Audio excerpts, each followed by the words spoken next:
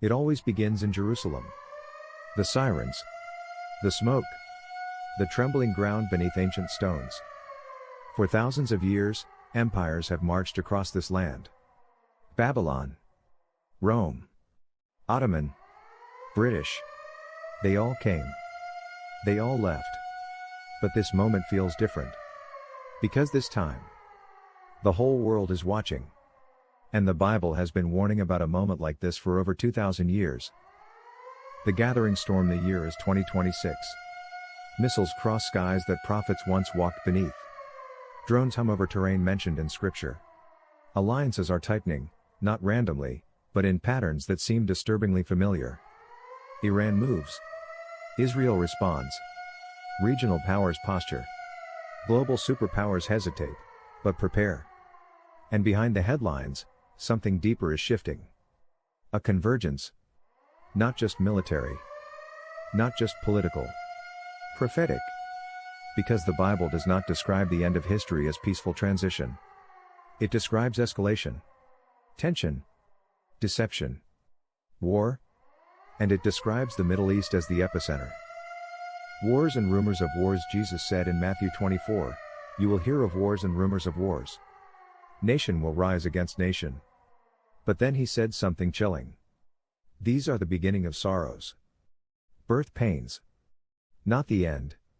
The beginning of something irreversible. Birth pains increase in frequency. They intensify. They become impossible to ignore. And what we are witnessing now does not feel like isolated conflict. It feels like contraction. Stronger. Closer together. Less time between shocks. Every strike answered. Every threat amplified. Every diplomatic effort strained. As if history itself is accelerating.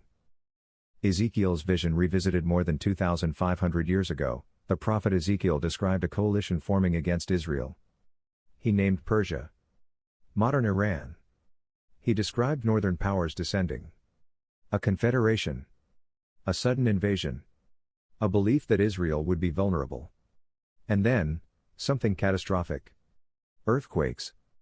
Chaos. Confusion among the invaders. Divine interruption.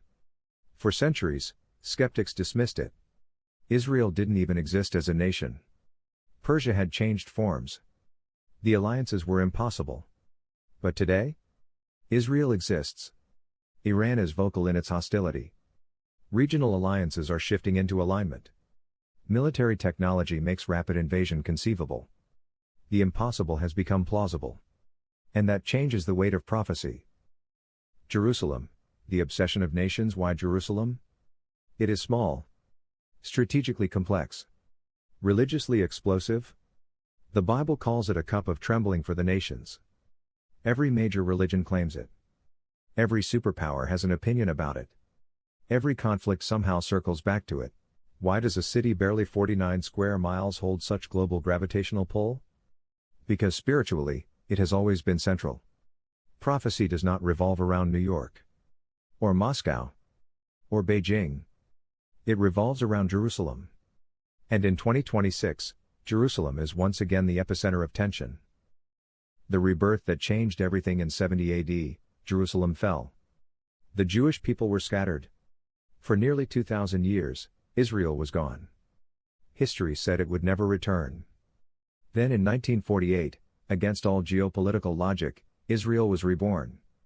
That single event reignited prophetic interpretation worldwide. Because Ezekiel spoke of dry bones rising. Of a nation restored. And once Israel existed again, the countdown, at least symbolically, felt restarted.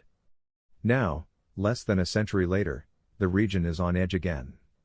The generation that witnessed Israel's rebirth is fading. A new generation stands at the brink of possible fulfillment.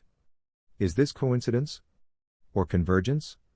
The technology of the end here is what makes 2026 uniquely unsettling. Technology. Surveillance capable of tracking entire populations. Missile defense systems intercepting threats mid-air. Cyber warfare capable of paralyzing nations without a single soldier crossing a border. Revelation speaks of global awareness. Of economic systems controlled. Of rapid judgment seen by all nations. For centuries, critics asked, how? Today, the infrastructure exists. Global live streams. Instant communication. Digital economies. The world is interconnected in a way prophecy assumes. Which means the logistical barriers to apocalyptic scenarios are gone. Only timing remains. Gog and Magog, shadow on the horizon. Ezekiel 38 describes Gog and Magog. Revelation 20 echoes the name. Some believe they describe the same event. Others see different timelines. But both describe global hostility focused on God's covenant people. And here's what is chilling: the hostility toward Israel is not decreasing. It is increasing. Political rhetoric grows sharper. International pressure mounts. The narrative intensifies. It is not merely military opposition.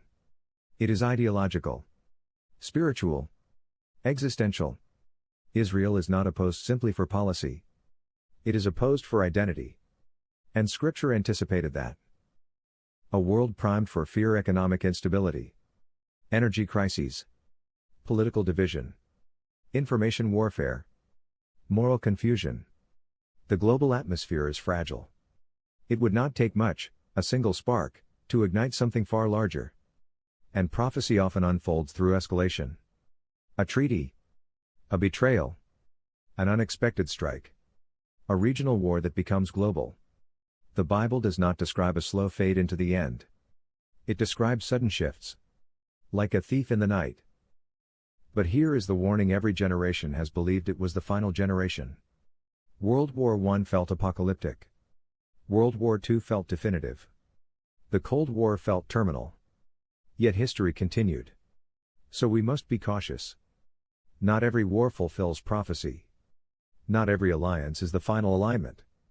But here is what cannot be ignored: for the first time in history, all the major prophetic components exist simultaneously. A restored Israel. A hostile Persia. Northern powers active in the region.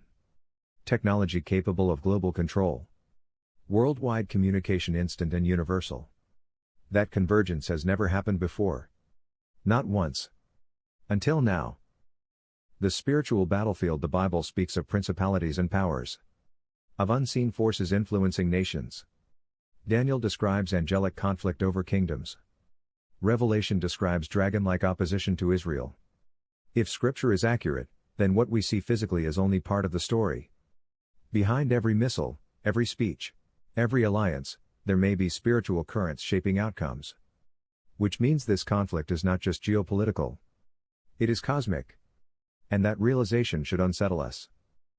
If this is the beginning, if Ezekiel 38 begins, it does not end in Israel's annihilation. It ends in divine intervention. Supernatural disruption. Recognition of God's sovereignty. Global awareness. If Matthew 24 intensifies, it leads toward redemption, but through tribulation. Prophecy does not promise comfort before climax. It promises confrontation. The psychological weight of real-time. Previous generations heard about wars days later. We watch them live. Explosions in high definition. Leaders speaking seconds after events. Maps updating in real time. Prophecy no longer feels distant. It feels immediate. And that psychological immediacy amplifies urgency. We are not reading history. We are scrolling through it. The final question: are we watching Bible prophecy unfold in real time? We cannot say with certainty. But we can say this: the pieces are on the board. The tension is rising. The world is unstable. Israel stands at the center. And Scripture describes a future where all of those elements collide. Whether this is fulfillment, foreshadowing, or rehearsal, it is significant. A sobering close. If this is the beginning, then history is accelerating toward confrontation. If it is not, then it is at least a warning. A reminder that the stability we assume is fragile. That peace is temporary. That Scripture's warnings are not theoretical. And perhaps the most important truth: prophecy is not given to produce panic. It is given to produce preparation. Because when history shifts suddenly, and it always does, only those grounded in truth remain steady. The Middle East trembles. The world watches. The tension thickens. And somewhere between headlines and ancient text, a question echoes louder each day: is this the moment the prophet saw? Or is it the shadow before it? Either way, The world feels closer to revelation than it did yesterday. And that alone should make us pause. Watch carefully. History may be turning.